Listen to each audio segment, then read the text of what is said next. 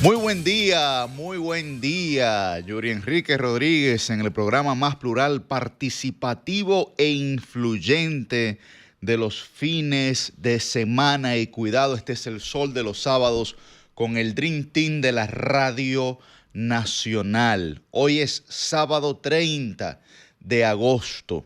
Recuerden que pueden, vamos a saludar al equipo. Buen día para Milicen Uribe, don Cristian Cabrera, Fernando Abreu. Muy buenos días para José Luis Vargas, don Francisco Guillén Blandino y Ray González.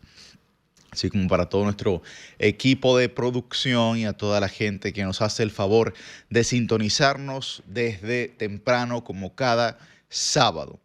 Recuerden que pueden sintonizarnos a través de nuestras diversas plataformas, la 106.5 FM para Higüey y el Gran Santo Domingo, la 92.1 FM para todo el Cibao, la 94.7 para el sur y el este y la 88.5 FM para la bella y hermosa Samaná.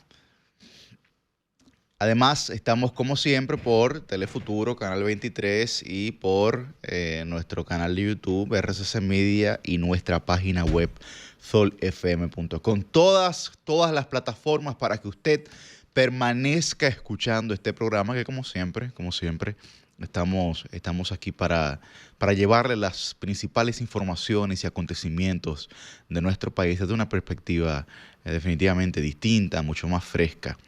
Y bueno, hoy es, como decía, sábado 30 de agosto, ya agoniza el mes, dirían los poetas que están en el esplendor de su decadencia. Para mucha gente este mes de agosto ha sido como enero, que ha durado más de 60 días. Wow.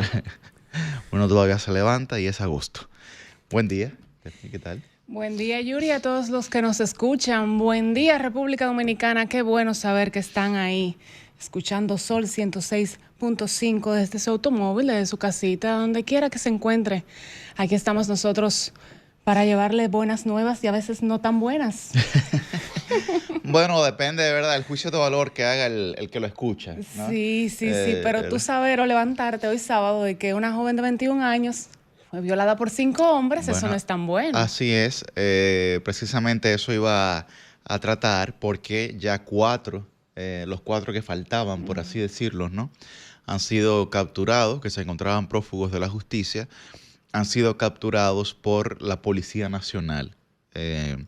Hay que recordar que uno de ellos, que fue el primero, ¿no?, se entregó. Sí. Se entregó en el Palacio de la Policía en días anteriores y bueno, parece que en la noche de ayer, madrugada, en el video que se proyecta, pues se ven a estos 4 jóvenes saliendo de una especie de matorrales, ¿no?, como de un área rural en el que ellos, por lo visto, de forma conjunta permanecían escondidos. Es grave lo que ahí pasó, porque que esa joven no supiera lo que le había ocurrido durante meses y que se enterara porque el video corrió en redes sociales, para mí es absolutamente alarmante. Es más alarmante ver este tipo de casos en las redes sociales, ver este tipo de videos en las redes sociales, ver personas que reproducen el video, ver personas que se pasan el video, porque estuve en un grupo de personas allá. Yo tengo el video, te lo paso, y yo, pero degenerados. O sea, yo me quedo, pero ¿por qué hay que hacer ese daño? Claro. Es más preocupante saber que tenemos una población y más jóvenes, de que este tipo de tragedias, por así decirlo, porque yo creo que es una tragedia, es en efecto una tragedia. O sea, aquí, por ejemplo, cuando se hablaba del tema de la propuesta esta de ley que había del INACON, sí, lo recordamos, ¿cierto?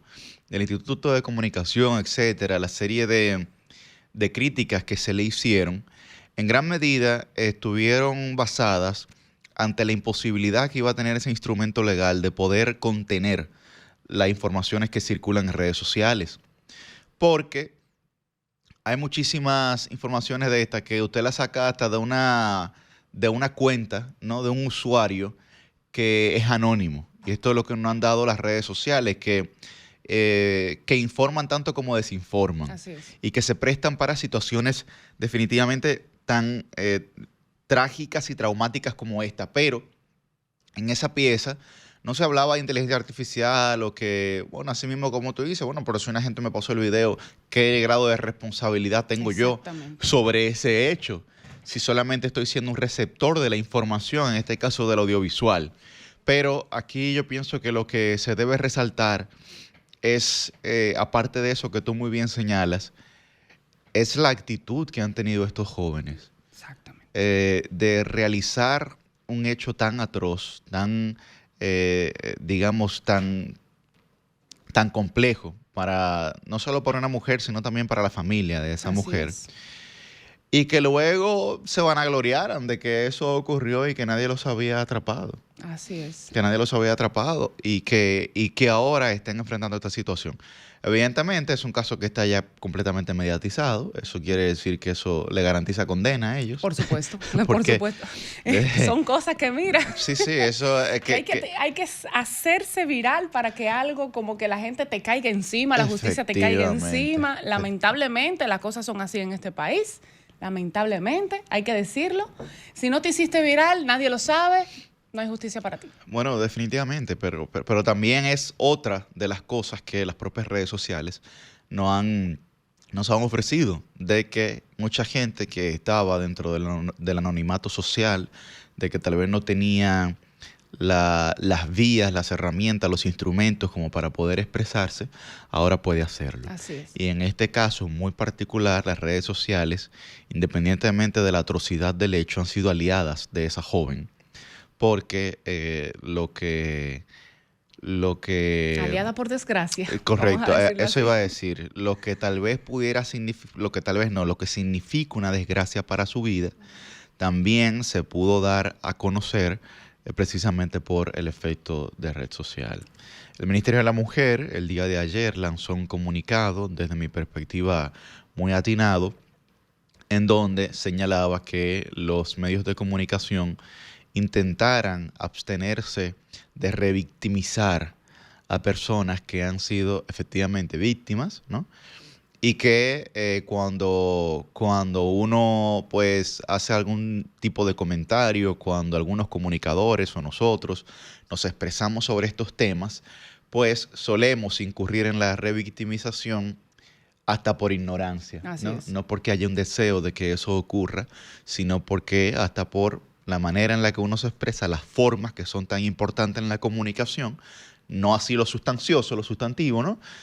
Pues revictimiza a las personas. Pienso que el Ministerio de la Mujer hace bien lanzando este tipo de comunicados y sobre todo generando algún nivel o grado de conciencia para que pues cuando uno se vaya a referir a este tema no lo haga desde los prejuicios que tal vez uno tiene hasta por crianza, ¿no? Que pueden tener muchos hombres hasta por crianza. Hay mujeres también, ¿no?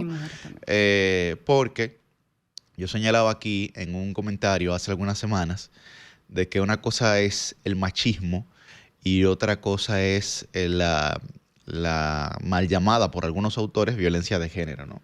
Hay diversas perspectivas sobre esto, pero lo que el machismo representa ciertamente es una actitud y un patrón conductual cultural, ¿no? Cultural. Así es. Que de por sí se dice que la República Dominicana tiene eso. ¿Es? Que de por sí la República Dominicana, los hombres son machistas. No, es una sociedad. Es una sociedad. Es una sociedad machista, pero con el tema de la violencia, ¿no? Hay algunos autores que señalan que los feminicidios, por ejemplo, cuando uno se refiere a ellos, no son causas que buscan adeptos. O sea, no hay un grupo de hombres que se lanza a la calle a buscar, digamos, acólitos o seguidores para que ocurran más feminicidios. O sea, eso es irracional plantearlo, ¿no? Porque no ocurre de esa manera, sino que regularmente hay un hecho pasional dentro de esa acción. A diferencia, resalto el tema del machismo, de que sí, bueno, ya es una cultura nuestra y que nosotros tenemos que luchar para intentar remendar esa situación. Aunque se diga lo que se diga, el hombre tiene que entender que la mujer no es una posesión de él, obviamente. Hay hombres que sí, que entienden que inmediatamente se casan o le dan de todo a esa mujer ya es un objeto más de la casa o algo de él. Y lamentablemente es lamentable saber que esto sea así o que hay hombres que piensan así. Pero tú sabes que volviendo al tema de la chica que fue violada por estos 5 hombres, hay un daño que queda y es el daño psicológico. Bueno, Lamentablemente, esta chica no queda del todo bien, no queda con daños a su salud mental, es lo que estiman psicólogos con lo que estuve conversando en el día de ayer, y me dicen que sería bueno que la chica y su familia busquen ayuda. Esto por el tema de la violación, por un punto, y por el punto de que se hizo viral y de que ese video anda corriendo por todas las redes sociales, por algunas redes sociales o por algunos perfiles de algunas personas depravados, o porque lo tenga en manos personas o hombres que tengan el video del acto. Sí me dijo una psiquiatra ayer, Francis Báez, que pertenece al Servicio Nacional de Salud, me dijo que SENASA es el único seguro que tiene cobertura para consultas de psiquiatría. El único, SENASA.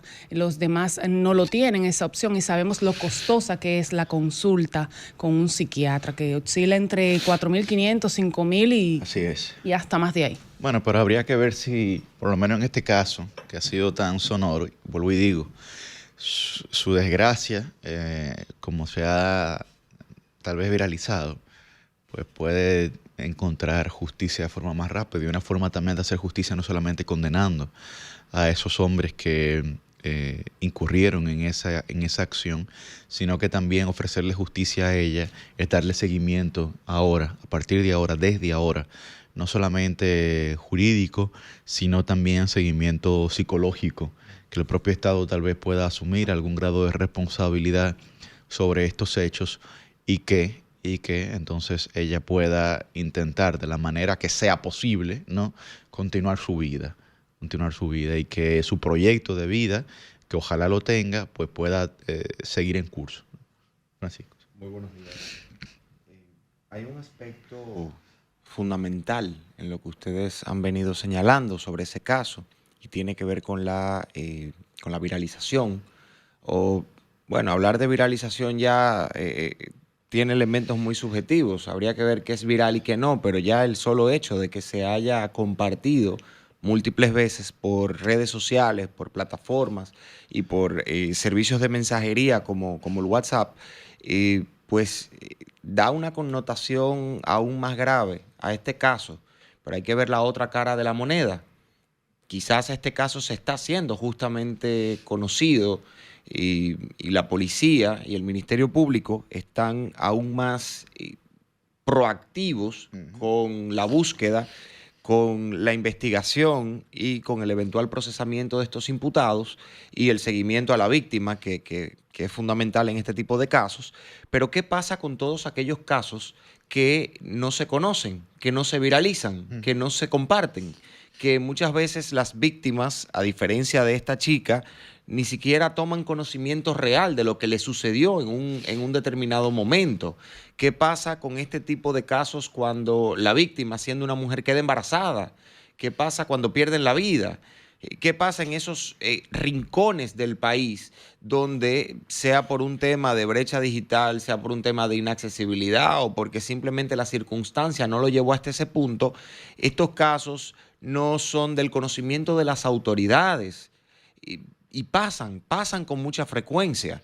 En un país donde el consumo de alcohol cotidianamente como único medio o principal medio de forma de divertirse, de recrearse, de pasar el tiempo de ocio, constituye un peligro permanente para la conducta de los individuos, sean o no sean personas violentas, personas agresivas. El alcohol modifica o trastorna la forma de la conducta, el comportamiento de los seres humanos, y evidentemente en un país donde hay tan alto consumo de alcohol permanentemente, donde los jóvenes, digamos, están compartiendo en áreas muchas veces que ni siquiera cuentan con seguridad, con vigilancia, con iluminación, en todos los rincones del país, pues cuántas personas, mujeres y hombres, pero sobre todo las mujeres, que son mucho más vulnerables a este tipo de escenarios lamentables, cuántas no han sido víctimas, están siendo víctimas y no han podido viabilizar la búsqueda de la justicia que necesitan, el resarcimiento de su posición de víctima frente a estos hechos y el castigo o la pena que debería imponérsele tras un proceso judicial a este tipo de personas que cometen actos tan desdeñables, tan criticables, tan bochornosos, tan lamentables y, por supuesto, tan criminales como los que han cometido en contra de esta joven. La preocupación que expreso aquí no es solamente sobre este caso, que es un caso gravísimo, penoso, lamentable, es sobre el sistema. Cómo hay un nivel, cómo en la República Dominicana, por omisión de las autoridades, no digo que sea una omisión expresa ni intencional, una omisión por las falencias que tenemos, por la baja asignación presupuestaria de los órganos de investigación, por la falta de medidas apropiadas en materia de seguridad ciudadana, por una cultura tan pobre en el sentido del tipo de actividades a las que nos dedicamos como dominicanos cotidianamente, como el nivel de exposición de estas personas no encuentra siempre respuesta y hay que esperar su desnudez, su exposición en redes sociales y en servicios de mensajería, llevando a la víctima a un proceso interminable e inagotable de revictimización. Es una preocupación sincera que tengo. El tema de la violencia sexual y de las agresiones sexuales en la República Dominicana es un tema gravísimo que afecta muchísimo a mujeres, a niños, niñas, adolescentes, sobre todo, y que aún teniendo un código penal, un nuevo código penal con sanciones actualizadas, no basta. Hay que apostar, hay que apuntar más que apostar a la salud mental, a la transformación cultural y a la educación ciudadana, porque ante la falta, muchas veces hay que decirlo, ante la falta de una familia que responda, la responsabilidad y el rol del Estado se convierte en una responsabilidad doble. En ese tipo de hechos, Francisco, antes de pasar a otro tema, ese tipo de hechos que uno se da cuenta. Yo leía un artículo que publicaba el profesor Flavio Darío Espinal, en donde decía que un papel, ¿no? Un código, letras sobre papel, no domesticaba a la sociedad, ¿no? Y precisamente una de las discusiones que se tuvo aquí, en este mismo espacio, sobre el Código Penal, no era el tema de las tres causales o si había responsabilidad colectiva en instituciones como la iglesia, los partidos, etcétera, sino que el propio código como figura jurídica que condiciona la conducta de los ciudadanos no era suficiente para domesticar, para transformar la conducta, la cultura de la ciudadanía. ¿Qué otras cosas teníamos que hacer? Y que lamentablemente nuestros representantes en el Congreso no han tenido ese debate. No han tenido ese debate. Otras cosas hay que hacer. Y efectivamente, la situación de esta joven con estos agresores, con estos violadores, es una expresión de eso que nosotros hemos debatido aquí. O sea, ¿el Código Penal será lo único que necesitamos para intentar transformar la conducta de los ciudadanos? En efecto que no. No es lo único. Probablemente no sea ni lo primero que se necesita. Pero para llegar a ese punto de Ni transformar... Ni suficiente, claro. Para llegar a transformar la conducta de los seres humanos, tú debes empezar desde las escuelas, me imagino yo, vamos a decir. Y tenemos que ahora una materia que de hace más de 20 años no se daba, como lo era moral y cívica, claro. Pero tenemos moral y cívica en la escuela, perfecto, pero no tenemos un control de lo que sale en la radio. Un ejemplo de la música, o no solo en la radio, en la radio tenemos el feedback, ¿verdad? El asunto de que frenamos las malas palabras y todo lo demás, ok. Pero no tenemos un control de lo que se produce o de lo que sale a la calle para nuestros niños. Perfecto, recibiendo moral y cívica. Ni se incentiva lo contrario tampoco.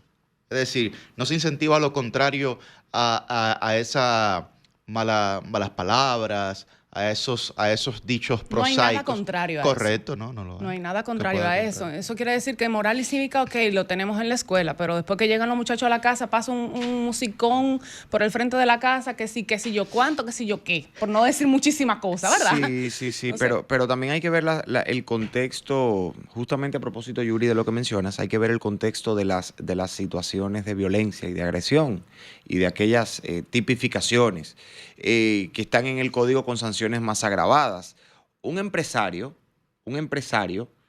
o una persona que se dedique a actividades comerciales podría sentarse y evaluar el riesgo que le implica cometer un acto, digamos, criminal de cuello blanco y decir, bueno, si yo hago este tipo de actuaciones a través de mi empresa, digamos, lavado de activos, evasión de impuestos, se puede sentar fríamente a calcular cuánto eso le implicaría desde el punto de vista de un encierro carcelario, desde una condena en prisión o desde una multa. Ahora, cuando tú tienes a uno, dos, un grupo de agresores que pretenden cometer un acto de violencia sexual en contra de una chica, en las circunstancias que fueran, difícilmente tú vas a ver ese grupo de personas dilucidando cuánto tiempo de condena les darán si ellos cometen ese acto en contra de la chica. Cuando tú tienes a un hombre agresor en una casa que comete violencia de género contra su mujer, que puede ser progresiva, puede ser esporádica, puede ser eventual, pero difícilmente ese hombre se siente a decir, bueno, si yo le doy una trompada a mi mujer, si yo la siembro de un pescozón o si yo la mato, a mí me toca tanto tiempo de cárcel. Eso no funciona así. Por eso es que siempre se ha dicho que la punitividad excesiva no garantiza una disminución de la criminalidad. Claro. Porque la criminalidad, sobre todo en hechos de violencia, no está cimentada sobre la base de un cálculo hipotético, eventual o una medición de riesgos por parte del criminal o del delincuente.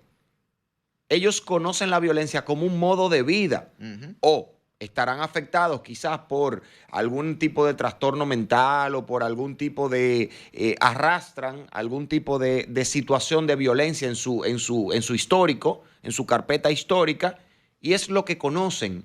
Y no se van a sentar a ver cuánto tiempo el código le da a ese tipo de actuaciones. Entonces, apuntar a que solamente el código, porque ¿qué es lo que busca un código penal? Sancionar determinadas actuaciones que están tipificadas en el propio código para, por un lado, resarcir a la víctima o a las víctimas, por otro lado, responder ante una sociedad a la cual se le falló porque se violó la norma más importante de convivencia, que es la norma penal, porque esa norma busca proteger la vida, busca proteger la propiedad, busca proteger la integridad física, y cuando tú violentas eso, tú no solamente estás creándole un daño al individuo al que tú se lo proporcionas, tú le estás creando un daño a la sociedad. Entonces, esas sanciones que se establecen en ese código buscan resarcir daños, pero también imponer sanciones, imponer penas para castigar, tienen un propósito de castigo, pero al mismo tiempo tienen un propósito de disuasión, en el sentido de que si Cristian me da una trompada y yo lo someto a la justicia y él es encarcelado por 2 o 3 meses, Stephanie no puede venir a darme una trompada porque al momento en el que lo venga a hacer, ella lo va a pensar 2 veces y va a decir, bueno, pero Cristian ahora mismo está preso porque le dio una trompada a Francisco. Y eso genera un efecto disuasor. Entonces, ¿con qué? Es la pregunta que yo me hago. ¿Con qué debemos acompañar esas tipificaciones y esas sanciones para que en los casos en los que no se mide el riesgo, para los casos en los que los agresores no van a sentarse a entender lo que el código establece ante determinada conducta, evitar que sigamos reproduciendo este tipo de comportamientos individuales y sociales? Cristian. Buenos días, compañeros. Buenos días a Stephanie, que está con nosotros hoy. Miren, yo creo que en una situación como esta, un hecho que es extremadamente bochornoso de entrada, una vergüenza para todo el que estuvo involucrado y que no es la primera vez que ocurre y lamentablemente tampoco será la última. Yo creo que aquí deben actuar varios factores. Primero, hay un tema de orientación del hogar que debe darse para evitar situaciones que de alguna forma puedan exponer a una persona a situaciones similares. Yo venía ahorita con mi hermanita en el camino, mientras ustedes hablaban, y parte de lo que le planteaba era precisamente de cómo cuidarse. Es una adolescente, está expuesta, porque eso puede ocurrir hasta saliendo del colegio. Así es. Entonces, está expuesta a situaciones que día tras día ocurren en nuestra sociedad. Entonces, uno dice, bueno, pero es un adolescente, quizás no está todavía en eso. Hay que orientarlos antes de que ocurra, porque después que ocurre es tarde. O después que ocurre en el entorno es tarde. Que hay traumas, digamos, que se extienden más allá de la víctima. Porque amistades, de verdad, no como los otros casos, amistades de verdad que pueda tener esa persona. ¿Usted no cree que también siente parte del trauma por lo que ocurrió quizás en un momento con alguna persona cercana? Evidentemente eso se expande. Entonces es un tema que de alguna manera debe observarse allí. Creo que ese es el rol preventivo. Y ahí es donde de alguna manera también yo invito al Ministerio de la Mujer, que siento que ante estos hechos tiene actitudes excesivamente pasivas. Excesivamente pasivas. ¿No te convencen las acciones del Ministerio de la Mujer? No, pues tú me dices a mí, por ejemplo, en este caso puntualmente, tú me dices a mí, no, a los medios de comunicación, un llamado, está bien el llamado, pero hay una serie de acciones que son prioridad para el Ministerio de la Mujer antes que el llamado a los propios medios incluso. O sea, fíjate que incluso en el mismo comunicado está en la cola, porque tú eres periodista, Stephanie, tú sabes que las prioridades en comunicación siempre se establecen primero. Incluso la forma básica de redacción es la pirámide invertida, donde tú le das prioridad a los temas que son más importantes para una entidad. El comunicado te deja en la cola. Nosotros vamos a darle asistencia psicológica y asistencia legal. Primero te decía que el cuerpo de abogados del Ministerio de la Mujer estaba en absoluto respaldo a esa mujer y a su familia ante una situación como esta, para que no vaya a quedarse impune, porque el Ministerio Público no fue capaz de viabilizar esto, porque sabemos las deficiencias que hay. Entonces, eso es un tema también de parte de la asistencia. Entonces, y no lo hago como una crítica al Ministerio de la Mujer, como una crítica simple, sino lo quiero colocar para casos que se puedan dar en el futuro, en situaciones similares. Entonces, ahí tú extiendes el tema cultural. Ustedes hablaban un poco de eso. Y yo creo que ahí, lamentablemente, República Dominicana, si algo estamos padeciendo hoy, son aspectos que vinculan a la cultura del deje eso así, y hablaré un poco de eso en mi comentario, a la cultura del fraude, a la cultura de que no le importa nada, a lo que mañana viene otro tema y se cae. Entonces, yo creo que son de las cosas que debemos observar, porque en esta ocasión le pasó a esa joven, pero ¿cuántos casos más no ocurrirán en República Dominicana en situaciones similares? No voy a decir que con 5 hombres, pero 2 y 3 hombres que después de una discoteca arrancan, le dieron. No, pero si es por voluntad, yo no me meto en eso, porque eso es su vida privada. Exacto. Ahora, después de haber usado sustancias psicotrópicas, evidentemente ya hay una situación distinta, que condiciona y que de alguna manera afecta a los involucrados en ese hecho. Las autoridades ahora toca dar, a mí no me gusta utilizar la palabra que hay que colocar o hacer ejemplo con una situación, porque yo creo que la autoridad solamente tiene que hacer valer lo que la ley establece, y con eso hace ejemplo, sencillamente. Y el que venga también tiene que sancionarlo, porque no es así, yo pongo un ejemplo con él para que los otros no vengan. No. Usted cumpla con lo que le toca y que se sancione a esas personas involucradas con lo que le corresponde. Y yo creo que así, de alguna manera, también se fomenta a una mejor convivencia en República Dominicana. Bueno, señores, definitivamente en nuestro país hemos pasado de ser un país agresivo a ser un país violento. Violento porque la agresividad no conlleva violencia física. Sí, tal vez palabras, acciones, actitudes, pero no hechos, ¿no? Y este caso de esta joven violada, el caso de los niños fallecidos, que ha sido, por lo visto, una epidemia en agosto, semana tras semana, 2, 3, 4 niños fallecidos, la mayoría en manos de sus familiares. Ayer vimos a un joven que asesinó a su hermana y digamos que retiró las partes de su cuerpo, para no llamarlo de otra manera. La mutiló, las partes de su cuerpo. Y así hemos visto una serie de actuaciones que, claro, usted nunca pensaría que podrían ocurrir dentro de una familia. Puede venir un extraño y atentar contra su vida, pero usted nunca pensaría que una persona con la que usted convive, con la que usted genera confianza, con la que genera vínculos, le pueda ocurrir algo como esto. Definitivamente la sociedad dominicana está bajo un nivel de asedio importante. Hay que ver qué está generando estos niveles de crispación social porque no se le está prestando atención. Y hay que comenzar a hacerlo porque ya los hechos están ahí.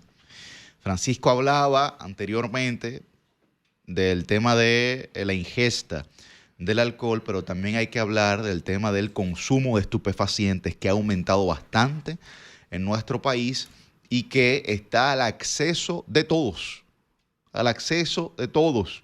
Y si está al acceso de todos, también está como una amenaza frente a todos.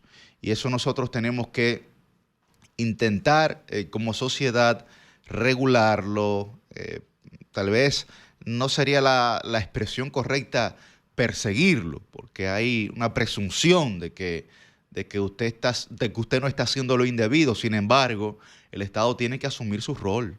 Tiene que asumir su rol y parecería que la sociedad dominicana en ese tipo de aspectos permanece huérfana.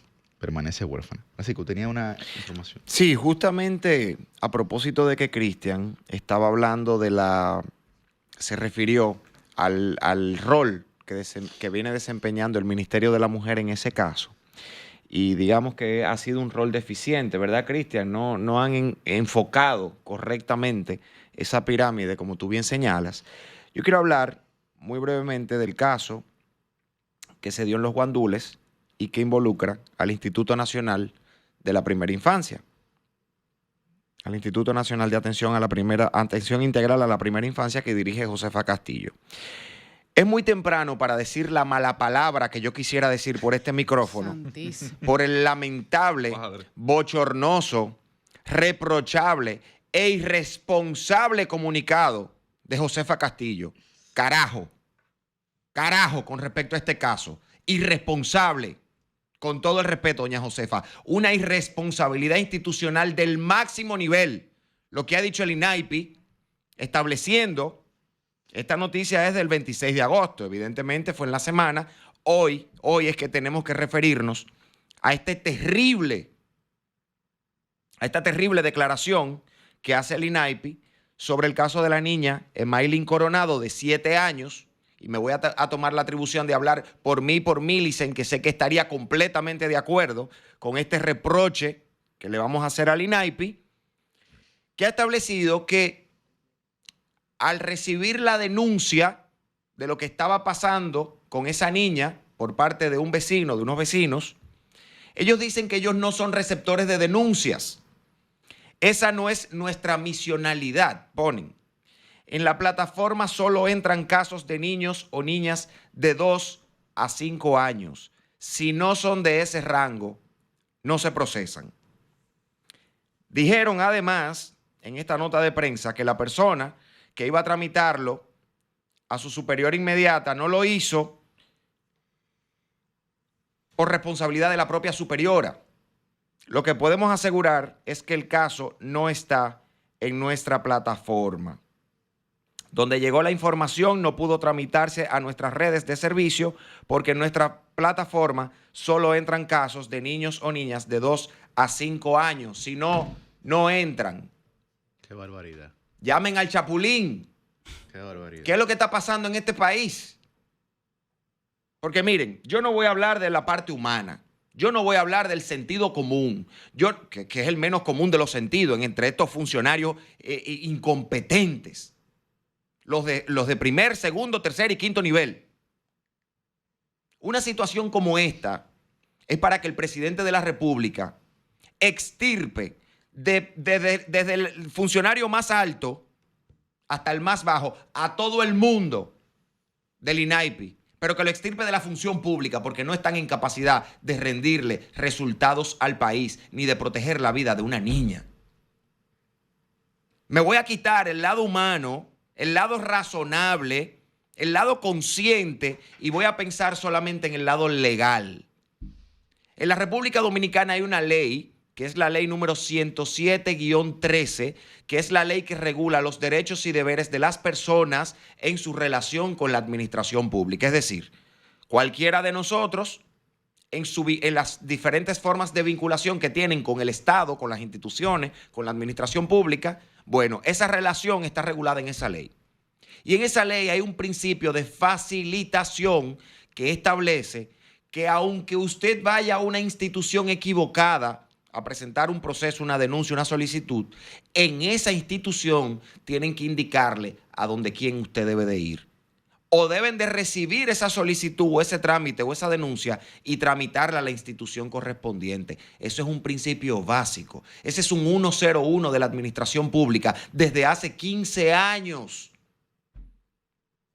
Y hoy se lavan la mano como Poncio Pilato con respecto al caso de una niña que falleció, diciendo que como ella tenía 2 años más de la edad rango que ellos pueden recibir, pues se la lleva el diablo. Imagínate, se la llevó Dios. Imagínate, no está en la plataforma. Y la supervisora y la que recibió la denuncia, excusas. Los dominicanos estamos hartos de las excusas de ustedes, funcionarios incompetentes. Entonces no muestran ni siquiera un mínimo de compasión con el caso y publican una cancelación del nombramiento de 5, de 10, de 15 funcionarios de un departamento entero que no va a devolver la vida de esa niña, pero por lo menos uno va a ver que hay algún interés. Hay algún interés de mostrar responsabilidad frente a la gente. Sepan ustedes que desde el punto de vista del derecho administrativo, el INAIPI es responsable, pasivo de responsabilidad patrimonial y debe resarcir a todo aquel que tenga calidad y que se constituya en víctima por la muerte de esa niña. Son unos irresponsables. Bueno, definitivamente desde la expresión que tuvo Josefa en la semanal hasta este comunicado, pues uno no comprende realmente cómo es que designan funcionarios en un área tan frágil y tan sensible como lo es atender la primera infancia. Hay algunos dichos asiáticos que las sociedades se miden en virtud de cómo tratan a sus ancianos y a sus niños. Y el trato que le está dando el gobierno dominicano a los niños es paupérrimo.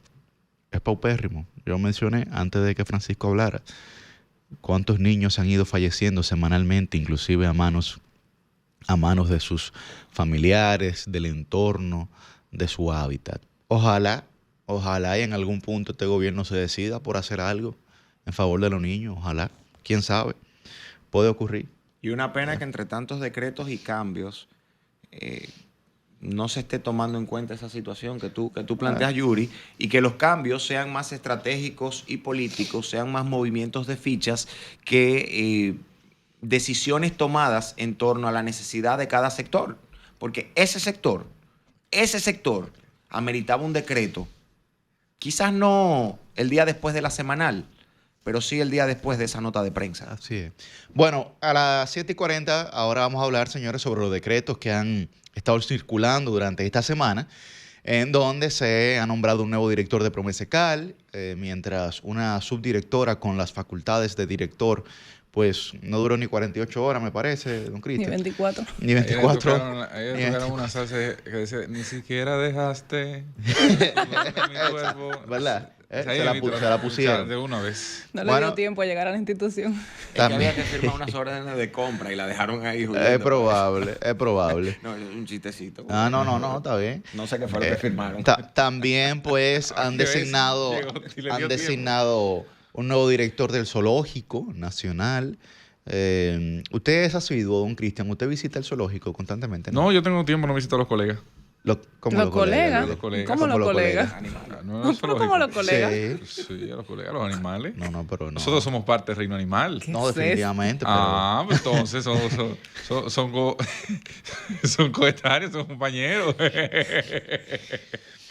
Bueno, se esperaban más cambios desde el 16 de agosto. No me huele el zoológico así, Yuri. Yo quisiera felicitar la labor prolongada, efectiva, de transformación que hizo la doctora Patricia Toribio en el Zoológico Nacional como directora. De hecho, las redes sociales del zoológico incluso se convirtieron en un centro de mucha atención, incluso durante la pandemia. Sí. Ya que el zoológico no podía recibir visitantes, pues los animales llegaban a la gente a través de las redes sociales de una manera muy creativa. E interactuaban súper chulo con la gente. Y la verdad es que la doctora Patricia Toribio hizo un trabajo con el poco presupuesto y las limitaciones que se les ha dado siempre. Hizo un trabajo fenomenal. Y nombraron a mi buen amigo, querido, como un tío, Nayib Aude, que lo conozco desde hace muchísimos años y que es un gran profesional, y le auguro muchísimos éxitos, que continúen las transformaciones en el zoológico, y ojalá que a Nayib sí le den el presupuesto que no le dieron finalmente a Patricia. Bueno, Nayib, que nos lleva a conocer los leones. Nos lleva a conocerlos. Pero la temporada está arrancando casi. La temporada. Sí, ahí está lo del escogido. También. Cualquier cosa. No, tienes razón. Sí. Y bueno, finalmente, señores, nombraron a Zorrilla Ozuna también. Finalmente. Fiesta nacional. ¿Usted se imagina? Caramba, en un video bailando. ¿Qué puesto ese más buscado? Pero que yo no tengo absolutamente nada en contra del general Zorrilla Ozuna como persona. No tengo ningún tipo de animadversión. Hacia pidiendo un decreto así, por favor, retírame tu amistad. Hacia él. Pero cuando uno ve este tipo de decretos... Que por cierto, Zorrilla Ozuna se lo tenía calladito porque ese decreto salió el 21 de este mes. Sí. El 21. Bueno, cuando usted ve este tipo de decretos... Imagino los compañeritos enterándose ahora. Compañero, pero... ¿Y qué? ¿Y la semana que nos la van a descontar, compañero?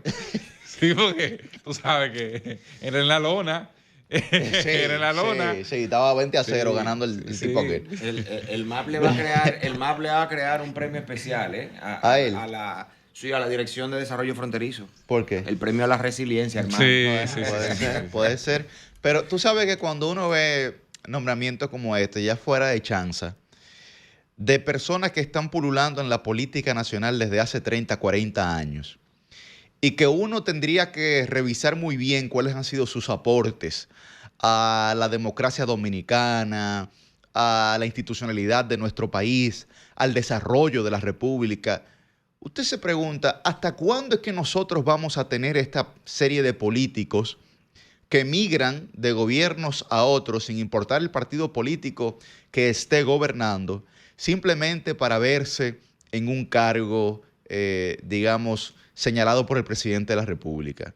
Y digo esto con mucho respeto, pero también con mucha responsabilidad, porque la verdad es que la sociedad dominicana ya está hasta el hartazgo de tener actores políticos que ni siquiera son políticos profesionales, pero que han vivido toda su vida vinculados a la función pública.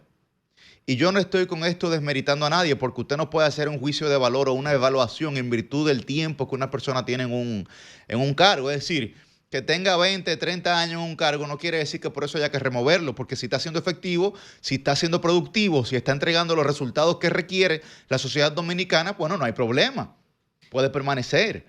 Ahora, hay una serie de actores que han construido partidos políticos, que se han, digamos, beneficiado en demasía del erario, del presupuesto público, y que, insisto, usted busca cuáles han sido sus aportes a la institucionalidad de la República Dominicana, y es precisamente tener nosotros un poco de entretenimiento politiquero, de decir, bueno, es por fin, esto, la resiliencia, etcétera. Bueno, pero ¿cuál es, digamos, cuando salga esa persona de ahí? Nosotros haremos una evaluación justa de desarrollo fronterizo, por ejemplo, ¿no? Haremos una evaluación para saber qué fue lo que ocurrió, cómo benefició, en qué aportó esa gestión. Evidentemente no lo hemos hecho porque muchos de esos actores ya estuvieron en el pasado en algunas instituciones públicas y tampoco se generó una evaluación para saber lo que habían aportado. Ojalá que nosotros como cultura política podamos adoptar otros criterios. No hay muchísima más gente preparada que ha tenido estudios en el extranjero, que tiene el deseo de aportar a su país, que puede asumir esas funciones y que puede inclusive aportar más políticamente y electoralmente que esos actores. Puede aportar mucho más porque tienen mayor conexión con la sociedad de hoy, porque comprenden cómo esta sociedad se comunica y cómo piensa y ya no están en el ostracismo de la política. Es muy lamentable. es muy lamentable, porque inclusive el Partido Revolucionario Moderno tiene actores y actrices que pudieran también asumir ese tipo de cargos porque tienen la competencia suficiente para hacerlo, Sí, pero y yo lamentablemente no ocurre. Sí, pero tú decidiste pactar y tú tienes que honrar ese compromiso. Pero está bien. Entonces ahí es que viene el tema. Pe- ¿Cuál es la situación con el general Zorrillo Zuna? Que él hizo un acuerdo político y él está cobrando por ese acuerdo político que hizo, no por otra cosa. Entonces, ahí es que de alguna manera viene la situación. Y yo te digo algo. Yo no critico que Zorrilla sea bueno o sea malo. Yo sí critico la incoherencia de mucha gente. Bueno, lógicamente. Porque, y bueno, Antonio Marte esta semana, por ejemplo, Robinson Díaz le dio un fuetazo. Dijo, no, que una sanguijuela política. Porque dijo algo donde entendía que Omar Fernández era un buen candidato. Ujú. Pero hace un año y medio estaba Robinson Díaz buscando el apoyo de ese partido para lograr una candidatura a diputado. Así es. Y después para lograr la diputación. Entonces, ahí no era malo, ahí era bueno.